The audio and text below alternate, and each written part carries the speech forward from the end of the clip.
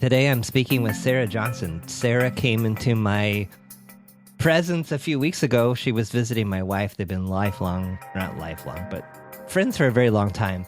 And she was in Portland for a conference for librarians, which I didn't quite understand and was very interesting to me and caught my interest because libraries have an incredibly special place in my heart. Maybe we'll get to that. So without any further ado, Sarah, thanks for joining me today. You're super welcome. Thanks for asking me. So what do librarians do at a conference, and I'm so curious. Well, this particular conference was a very small one. So it was for library educators. So professors that teach in a graduate school of library and information science. Just for comparison versus the mega conference of all librarian conferences is the American Library Association, which I've been to and I've heard garners about 20 to 25,000 attendees. That number might be off a little bit. So that's all kinds of librarians, right? Public, archivists, academic, where the one that I was at was just for professors of library, people who are getting their master's in library science. And why? When I have a very, I don't know, when I see the library, I see the person like behind the reference desk, and they help me find things sometimes. And what is there to? Why do you need a master's? Yeah, I'm like, how can I ask this question without being offensive? But yeah, what goes on behind that reference desk that most of us humans have no idea of? Right. So another clarification is, so the librarian that you see at your local public library may not have a master's in library science. I mean, to you, they're all librarians. Yeah. But if we can break that down, you have your librarians that have got their MLS or MLIS, which is Masters of Library Science or Masters of Library and Information Science. And now some schools call it other things, but we'll just say MLS.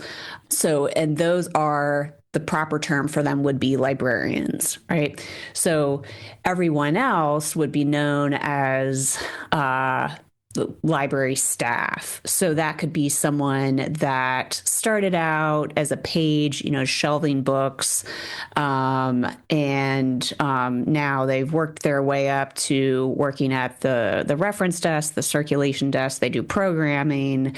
They may even be an administrator, but you are not required typically to have a degree in library science to work at a public library. Generally, you do need one to be a library director or an administrator, but those rules are kind of changing a little bit. So, however, when you go outside of public libraries, and most of my experience is in academic libraries, you tend to need a master's in library science. And another step from that would be like the university that I was at in New York for many years, we were considered faculty. So, and that's not true at all academic libraries, and I won't go on and on about this, but there I needed 2 master's degrees to even be on a tenure track. You get into archives, rare books, you could be a corporate librarian. Generally, you need a master's degree for that. But for your everyday public library, you might not necessarily need one. It depends on the role that you're in. So when you see that person behind the reference desk, they might not have a library degree, but they may need one. And I can get into what we study at library school now. Keep in mind that I went to library school almost, 15, 16 years ago, so I don't have my curriculum memorized, but I can speak generally about what you learn there. So I heard an interesting distinction there. An academic library versus a public library.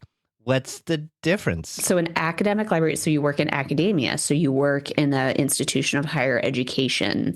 So that would be at a 2 to 4 year university. So I was at Hunter College in New York City. I've also worked at a local community college here in Cincinnati. It's also different from a school librarian. So your son at his high school, maybe he has a school librarian, or someone that works at an elementary school.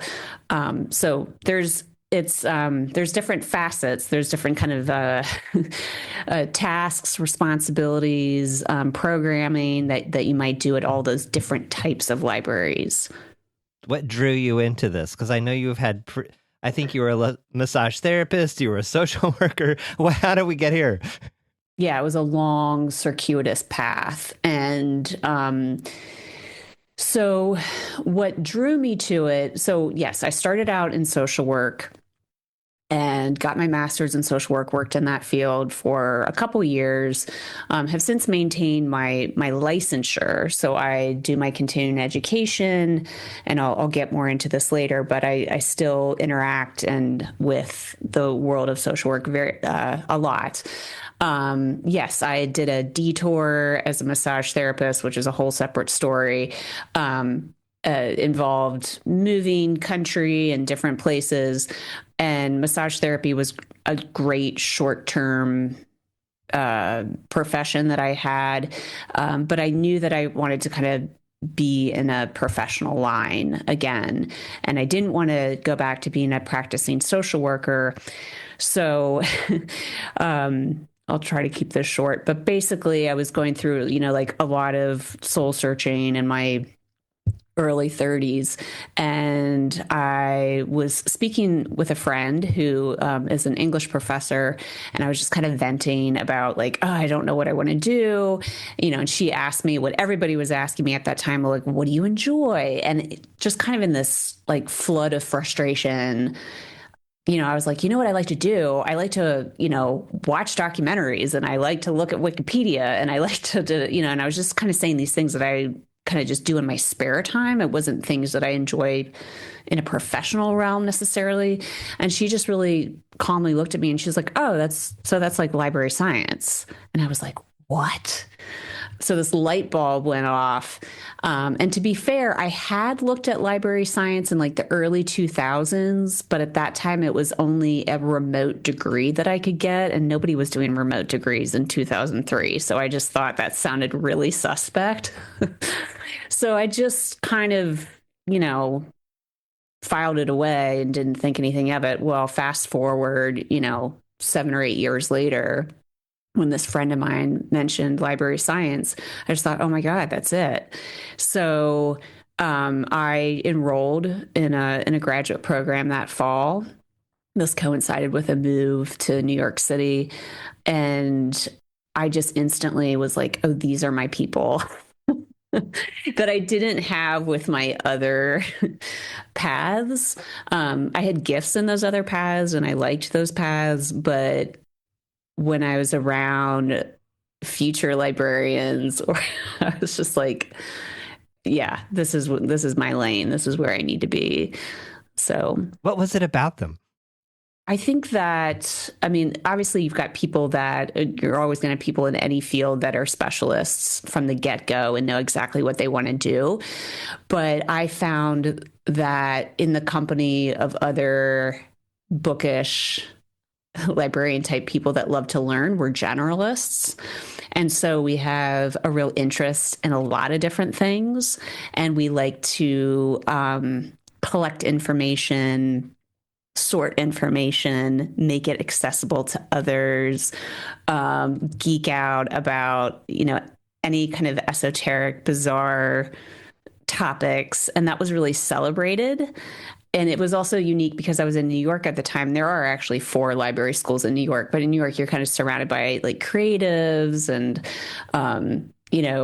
or I guess there's all the corporate types and all that. But I just found that I found my little niche of people there. And plus, I mean, I think obviously, like a lot of people, like you think, oh, I love to read and, there's that. But I knew that it was more than just about, sitting behind a desk reading a book. It was actually about like research. And I also knew that I wanted to go into academic libraries specifically. I've worked in public libraries. I was a children's librarian for a little bit. I also was an archivist for a few years, and I loved that. But in academic libraries, I was able to teach, I was able to research, and then I was also able to work with students and do kind of these, classic like research consultations or just work with students at the reference desk. So it provided a really nice mix for me of kind of front-facing service, but also getting to research and publish and teach as well. What does an archivist do? Well, in my case, I was a processing archivist. So in New York, which is a great place to be an archivist, there's all of these wonderful collections. So I worked at the Transit Museum in Brooklyn. I worked at a small collection of archives that was like the Seafarers archives. But the coolest job that I had, and I have to say these are kind of rare, is that I ended up working for a woman whose husband, who had recently passed, was a very well-known legal scholar at NYU. And she had me come into her home and basically catalog, organize, file away all of his personal papers. He had first editions, signed copies of a really incredible collection of manuscripts and books. And then what I did is I created a finding aid so people who want to search that collection could see what was there. And that process took about 2.5 years. And so it was kind of neat.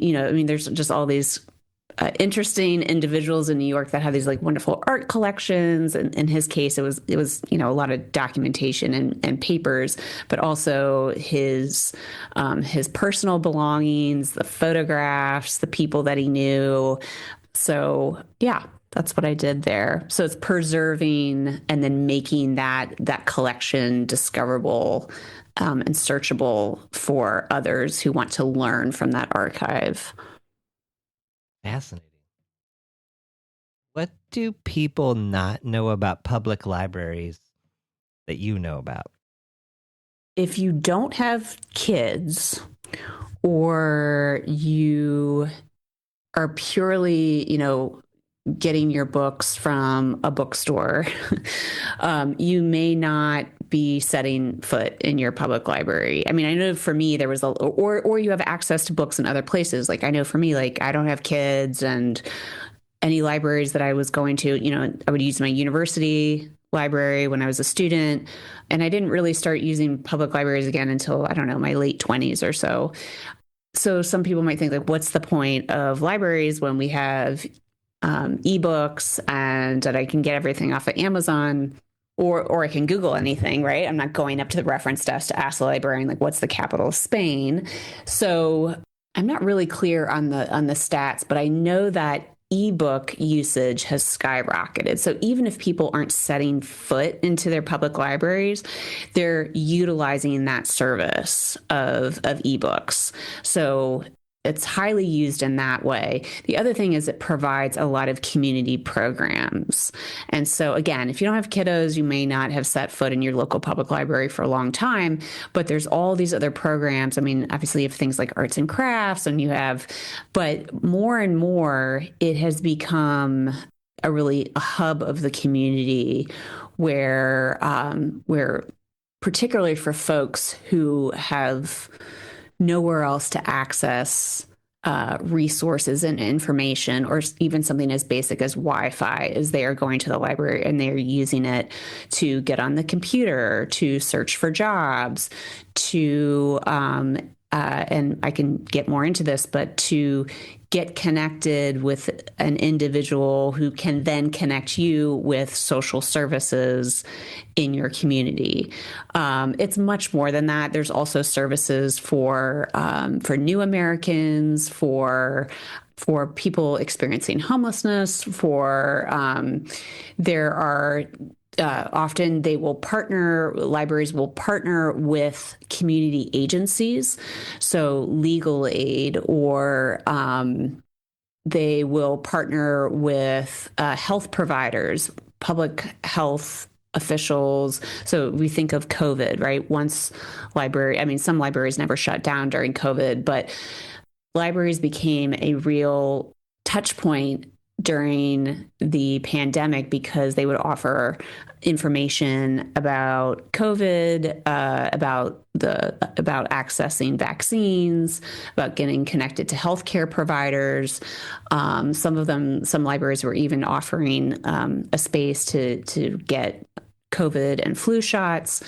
It is a very active place, not only for just kind of your everyday patron, a woman with 3 children, going to story time, but they are providing, some of them have exercise classes, yoga classes. Some of them provide after school meals for kids. It's most places, if you live anywhere near a school, you will see an influx of kids coming in around 3:00. So it's a safe place for kids and teens to be after school. Often there are homework tutors or homework help. But really, it depends on the community itself. And any good library, and most are really good at this, is they know their community really, really well. And so the services and the programming that they provide, maybe at your local branch, may be very different than what they offer on another side of town with a different population. And so a library is going to try to cater to that very immediate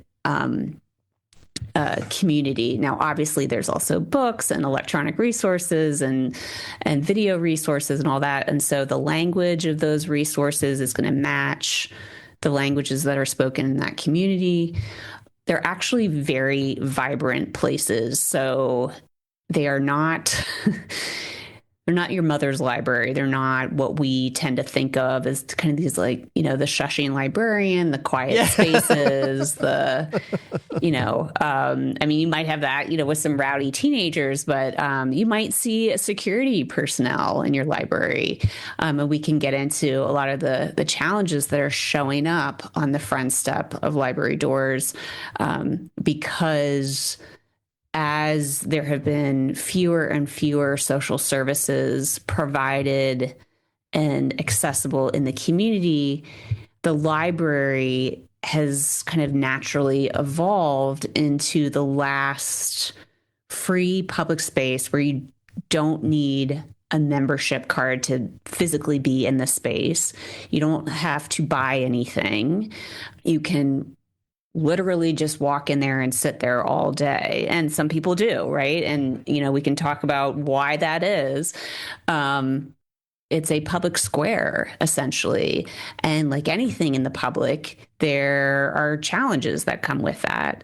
So while they are vibrant spaces for the community, sometimes that vibrancy includes some problematic behaviors. So I'll leave it at that. But I won't leave it at that, but for the moment, and then we can get into the what libraries have done in response to that.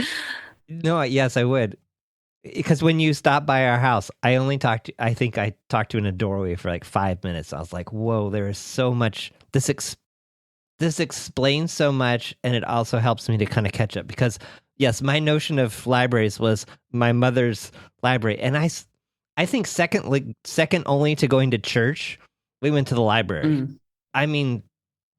Some of my very first memories are at a library. I've always gone to libraries. If I'm out of town or in another country, I love going to they're like churches to me, I guess, maybe. Yeah. So yes, I've noticed this shift. I thought it was just a Portland thing. I thought it was just a progressive Portland thing, right? That all these people were in the library watching YouTube all day long, or I don't know what they're doing, but I'm sure some of them are doing I have to be careful here. Like, it's Yeah. like I was going to say productive things, but Yeah. Searching for a job. searching Yeah. for a job, and then there are certain libraries that I just stopped going to Yeah. because my ability to concentrate there, whether the smells, the guy with a sleeping bag over his head that was screaming, Yeah. or the people just, I mean, that sometimes I would sit and I would see someone, I would go to this quiet room that's no longer a quiet room. They took the doors off or whatever for some reason.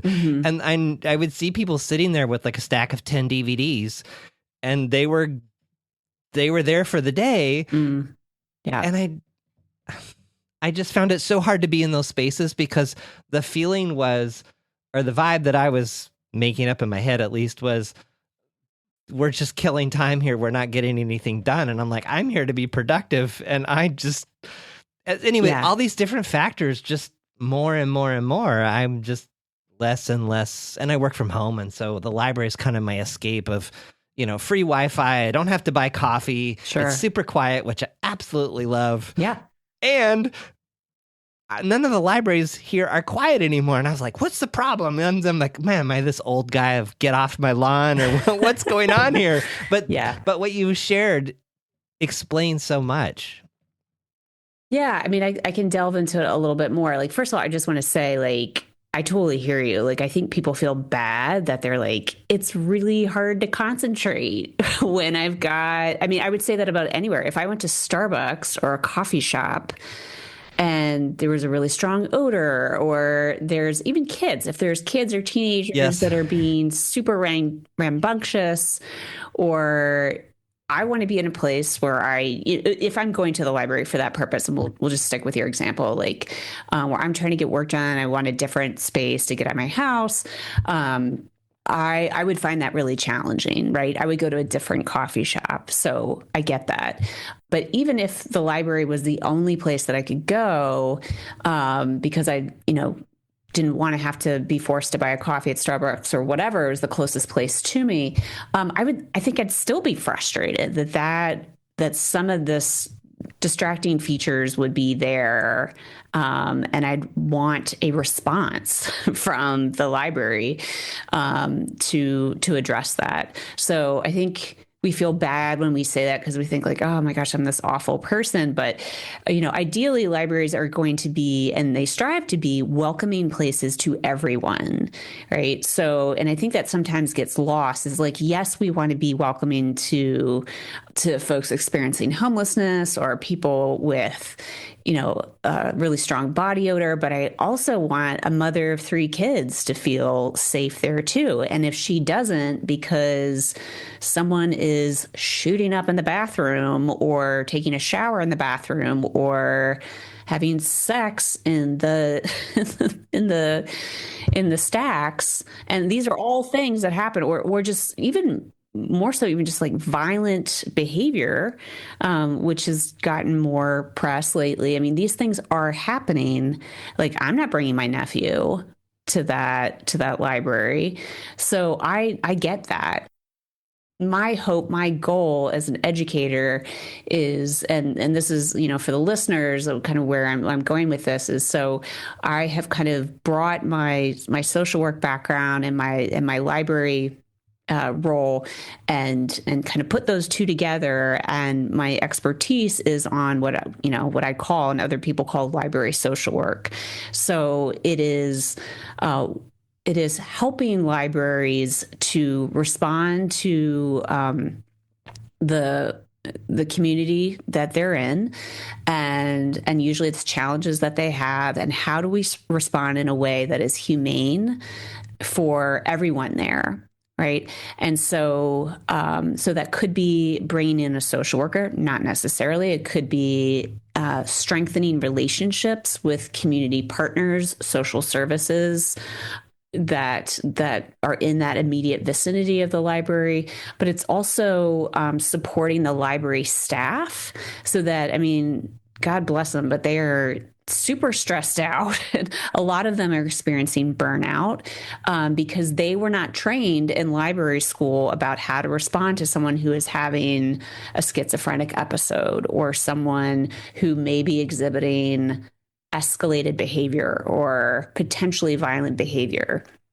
So, how do they respond to that? How do they work with their security if they have library security? And then also, how do they create behavioral policies in their libraries that keep everybody safe? So, what do you do when you have a patron who has really, really strong body odor? Or what is your bathroom use policy? Where do you, I mean, this has kind of been a topic for a long time, but,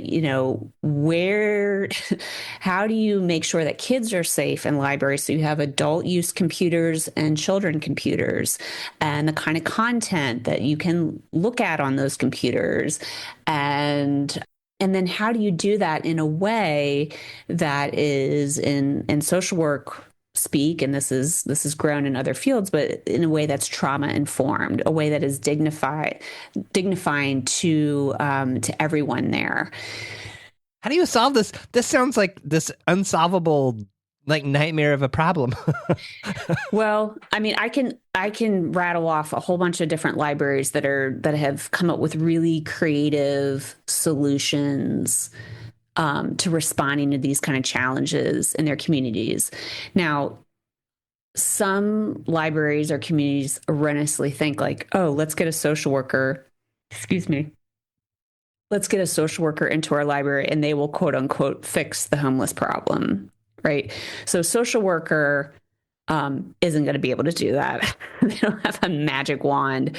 An entire city council cannot do that. So how do you create a space, again, that is welcoming to people that don't have a stable home, but also has space and programming for them, can connect them with resources? So here's an example. So in San Francisco, they were the nation's first public library to hire a full-time social worker in 2009. So when we think about this current trend of social workers in libraries, we kind of pinpoint it at 2009.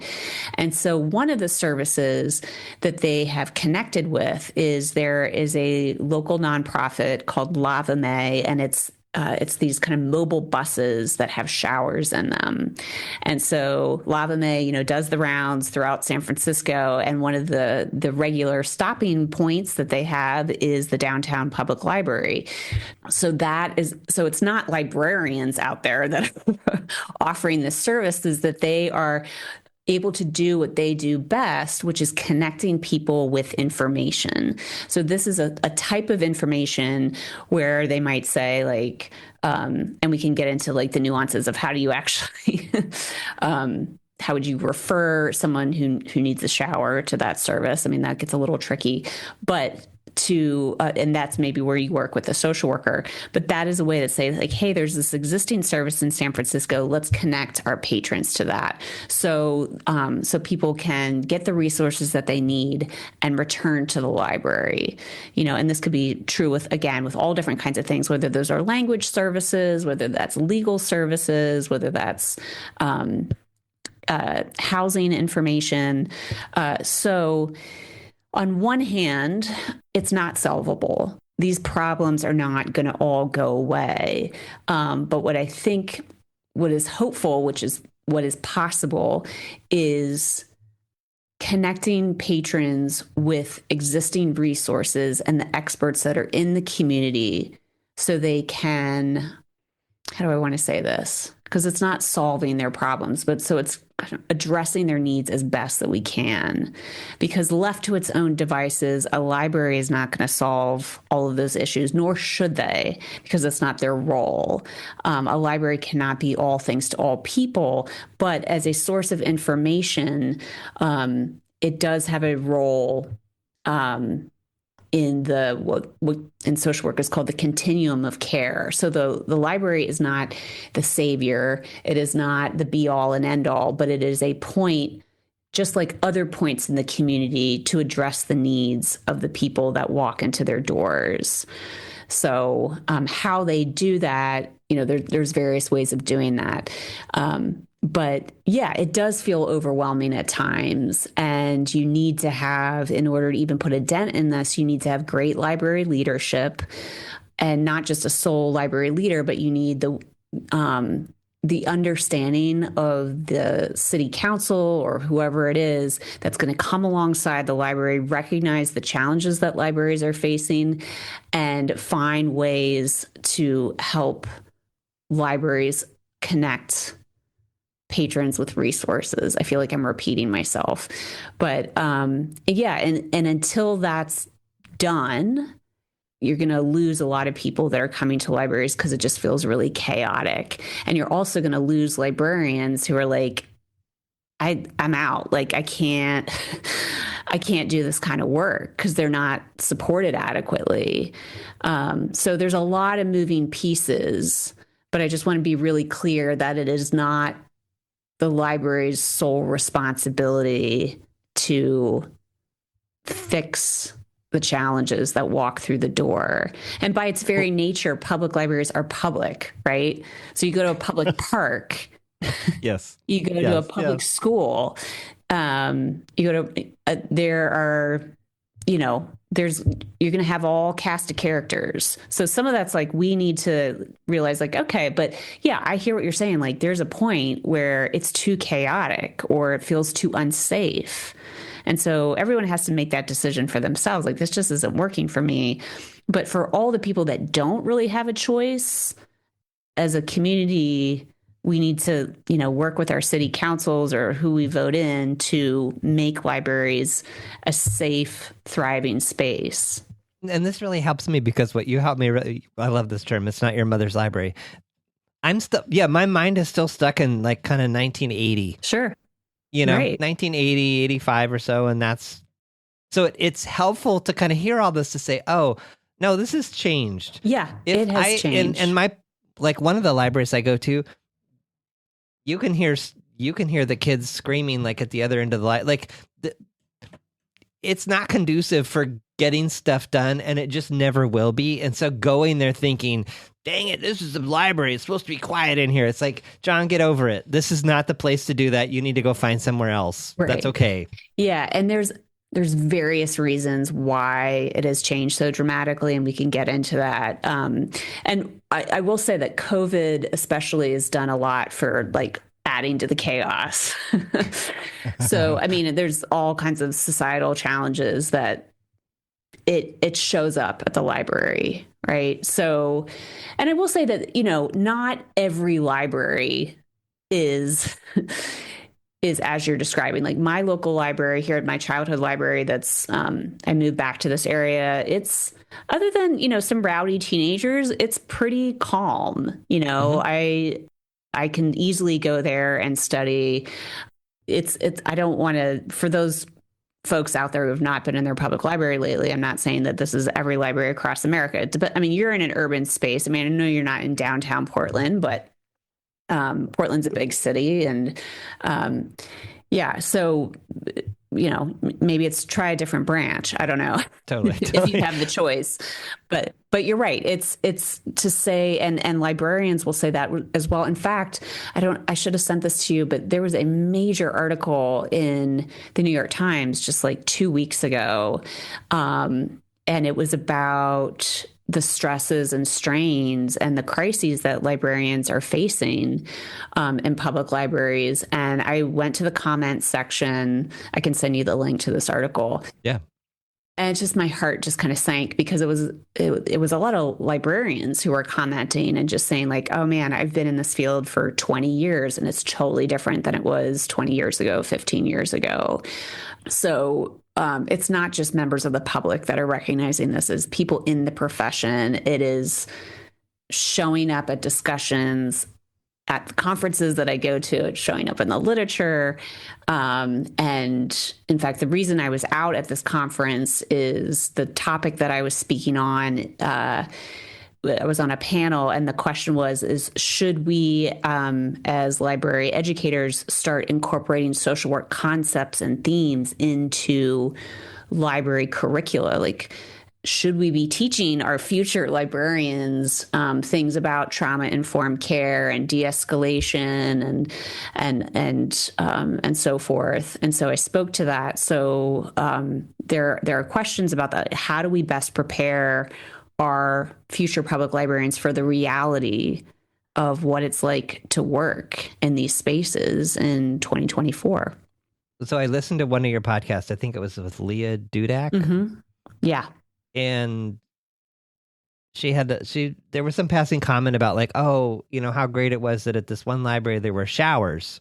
Oh, yeah. But then she was raising the whole issue of like, well, who's going to police those showers? Yeah. And my first thought was like, yeah, what a nightmare. I'm thinking of my public library and the people that work there and like them having to manage. That whole thing with the bus, I guess I don't know, I'm stealing from technology a little bit, but they call it like microservices, where you group these different services together, and that service that specializes in that thing handles that job. And so that's what I was hearing in San Francisco. That sounded really positive. Yeah, no, and I'm with you. I really, I just spoke with a librarian at Toronto Public Library this week, and she was kind of educating me on their system there, because she and the social worker at Toronto Public Library are going to speak to my students in the spring. And she was saying that we have a social worker, but our whole point in our point in having her is twofold. One is she is providing services to our staff. So it's the social worker for the library staff to support them in the work that they're doing, and also to build relationships with existing community partners, right? So it's not, let's pretend they had showers at the Toronto Public Library. It's not that social worker that's like monitoring the showers, right? She's working in conjunction with that service or that agency so they can monitor that service. And I love that model. I think it's a very humane service, even for the social worker, because you've got these social workers at libraries that are like, what the heck, there's one for this whole system? Like, that's just not enough. But if you've got good, if you're a connector to community partners, it helps everyone kind of carry the load a little bit rather than putting it all on one person. You mentioned COVID, ebooks. One of my favorite things, I feel like it's a superpower I have, is to walk the stacks and pull books off I don't know what it is. I've done this since college and all over the place.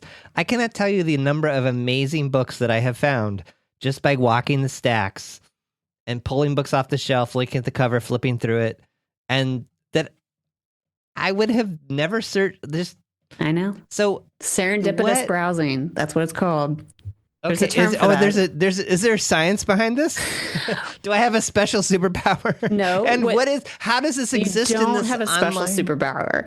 Oh, come on. what your experience is the joy of serendipitous browsing. And that has been a concern with ebooks, is that yes. Now, if you go on a library's website where they have the catalog, or, they have this on Amazon where they provide something similar, right? Like in the library's catalog, they will literally show you what is on the shelf, what is on the physical shelf. And, on Amazon, they'll say people who liked this book like this book. But much like being out in the real world and, bumping elbows with a human being, it's just not the same. So being in a physical space where you go to the shelf to find your John Grisham novel or something much more highbrow than that, or especially with subjects, not just fiction, but you're in the architecture section and then you stumble across, this book on, abstract expressionism or something else in the art section that you would never have found otherwise. That's something that, yes, they've tried to replicate digitally, and sure, we have found some things digitally. But yeah, that's a kind of a lost pleasure of being in a physical space. where you're browsing the shelves and you have this serendipitous discovery of a title or a topic. I always think of that in New York when I lived there for many years. And I would often on Sundays just, walk my dog, randomly down a different street. And I saw all kinds of like funky shops and, that I would just kind of stumble into these pop-up shops, or I would note a new restaurant. And I've noticed since living back in Ohio these last 2 or 3 years, like I don't have that. I just go on Open Table or Eater or something to look for a new restaurant. I don't, where some of my best finds in New York were just because they were there. I was there. You know what I mean? So I know what you're saying. It's not a superpower, but it feels like it is. I think it is. I'm going to claim it as mine. Okay. Now for COVID, the other thing I'm super curious about with circulation. So yeah. I feel like one of the problems at our library with COVID was all the books came in, but none of the books were going out. And that had me think at a certain time as I'm walking around the library, because the shelves are mostly full, I'm thinking, I wonder is there like a percentage or ratio of the number of materials that are not at the library? They're all out in circulation. I'm not sure I understand your question. My question is, when I go into the library and I see that the shelves are mostly full of books. Okay, yeah. What's the percentage of books that are not there, that are out in the community or out in the world? I don't know what that number is, but I can tell you. So like Cincinnati Public Library, where I am, Cincinnati Hamilton County Public Library, they and I can fact check this. I think we have the second highest circulation numbers in the country for a library system. So the amount of books that get moved around, they get checked out, checked back in. My understanding is that's mostly ebooks, right? And that interesting. And that trend, and I'm not up to date on my public library stats, but that is kind of what has kept a lot of libraries in business, is because so many people utilize ebooks. So yeah, you go into the library and you see like a fair amount of print materials on the shelf. I don't know the number, but like I know for every new best-selling book that a library might have 7 or 10 print volumes or print copies of that book, but they're going to have 30 ebooks of that title or 30 copies. And they're almost always checked out, and I have to wait in line for those, or a virtual line for those. So, I mean, I can fact check that, but it also depends on the type of book. Like kids' books, they tend to have a lower volume of ebooks, because children's librarians and parents or caretakers like understand the value of physical books, and kids and their parents are walking into libraries more than you and I are, or when we don't necessarily, it's not our only source of materials, and I don't need a physical. I mean, I personally like physical books. I don't check out ebooks, but I'm not checking out a storybook where I need to have that tactile learning. So I'm not sure if that answers your question, but I can look into that. But yeah, there's a lot going behind. There's a lot going on your Libby app. Yeah, that's the one I use. Yeah. Yeah. And yeah, it sort of doesn't. Yeah, it just was this kind of thought that I had of, yeah, I wonder how many more books there are. Well, if all the library books came in and no books were checked out, the impression I got was during COVID they were like stacked, like they were stacked all over the place, because they were just returning the books and you couldn't check any books out. Yeah, no, there's definitely e-resources. Well, and I also want to say too, is that it's much more than just books. So the libraries will offer online newspapers, online databases. And so if you want to read the historical New York Times, or so like in your area, there would be all of these local historical or current newspapers that would be available to you. You would have different kind of standard databases. So those would be genealogical databases or law databases. There's all kinds of online textbooks and resources for just about any topic. Now, it's not as thorough as what I found working at a university library. And then you've got, not to mention Canopy and other videos. If you just go on your Portland Public Library website, you can rent, you can check out for free where you, it's not quite the same as Netflix, but, there's the Criterion collection and wonderful digital resources that fall outside of the realm of fiction, and nonfiction, or fiction, I should say. So there's a whole host of resources, there, and then there's Duolingo and language resources and so forth. So if you're not checking out ebooks, there's a lot on there. Anything else about libraries? Maybe, I don't know, any challenges or Oh my gosh, public service messages that you would like to put out into the world? Yeah, I feel like I'm just scratching the surface. I guess I would just say is that because libraries are really heavily utilized by all kinds of people. And a reflection of that is the fact that you have libraries all across the country that are still investing, their communities are still investing a lot of money into libraries, and they're updating the facilities. Like here in Cincinnati, they're just finishing up a multi-year campaign to revamp a lot of. We redid our main library downtown, and a number of branch libraries. Libraries around the country are making they're always seeking and working to be relevant, useful spaces and responding to the needs of the community. So because people are using the library, all kinds of people, communities are investing in it. And if no one was going to the libraries, if no one cared about libraries, you wouldn't see this massive kind of reconstruction of libraries into these beautiful, useful spaces. They would just kind of die and go away. And I know that another thing I could get into is, a lot of the current controversy that is occurring because of book banning and all that.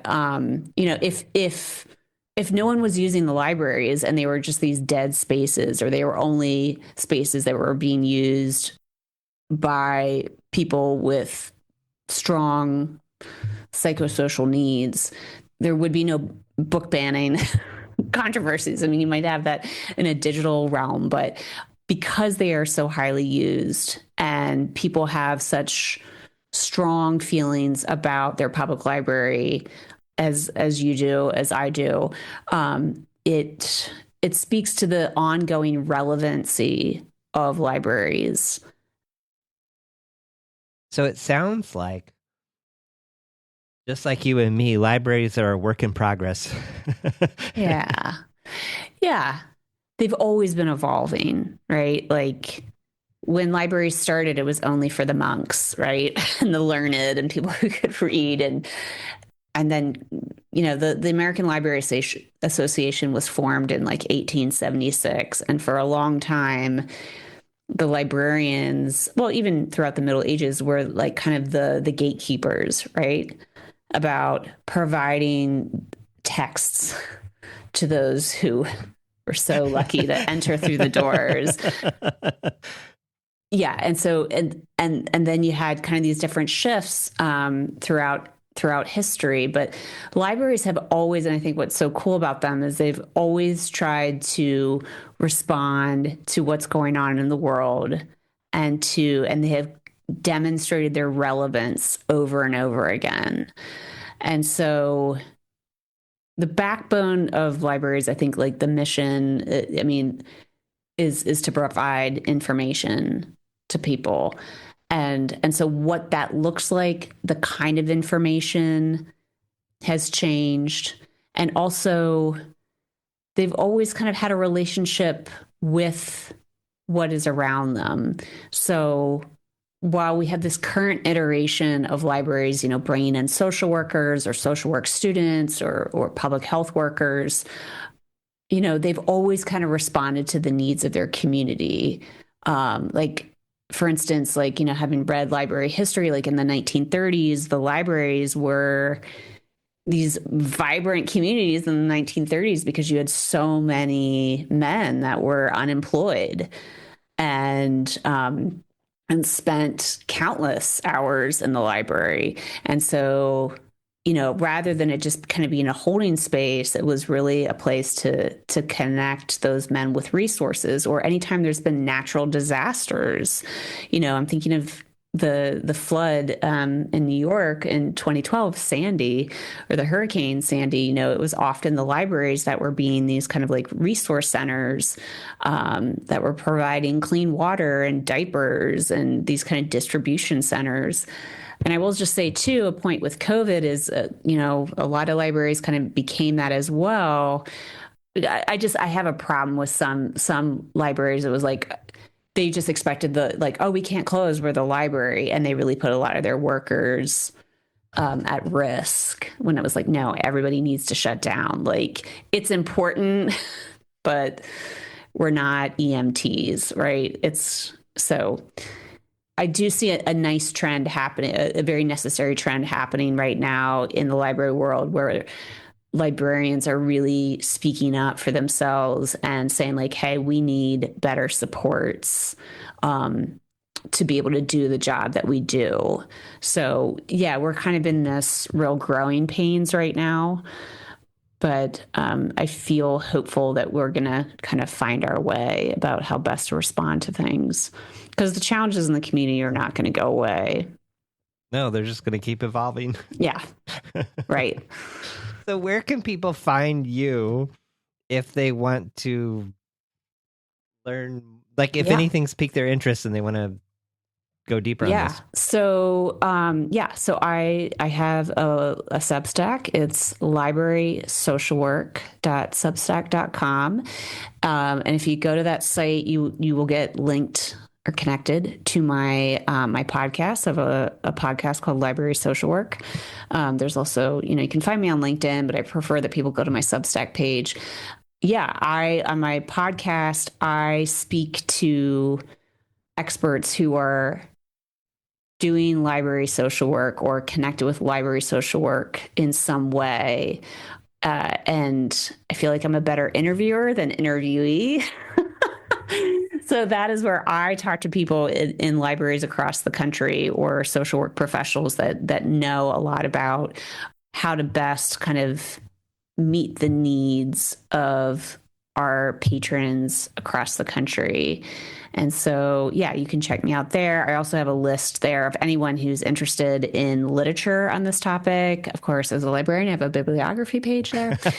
And so I need to organize it a little bit better, but I've broken it down into not just library social work collaborations, but I talk also about peer navigators, which is a whole other awesome model that isn't actually social work, but is social work adjacent, that I think is awesome, that a lot of libraries are doing, as well as I've got information about just like news articles that have kind of addressed, a lot of what I've talked about today.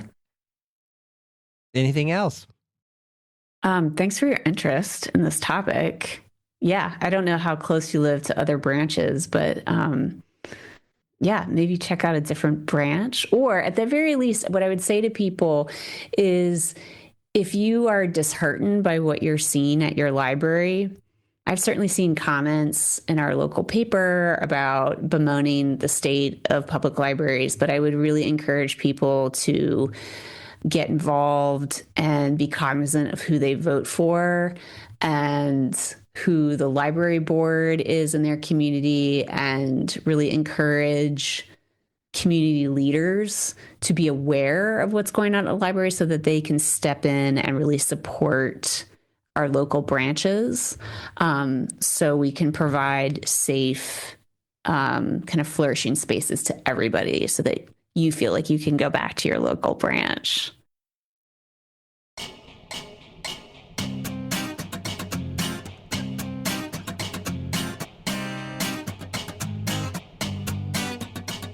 Thanks for listening to The John Polster Show.